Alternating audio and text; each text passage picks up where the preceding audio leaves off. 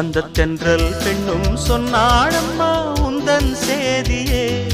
அவள் சொன்ன பின்பு மின்னல் போல வந்தேன் தேடியே.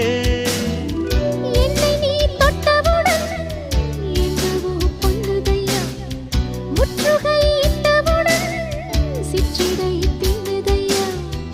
வெட்கம் விடுமோ அச்சம் விடுமோ தக்க துணைதான்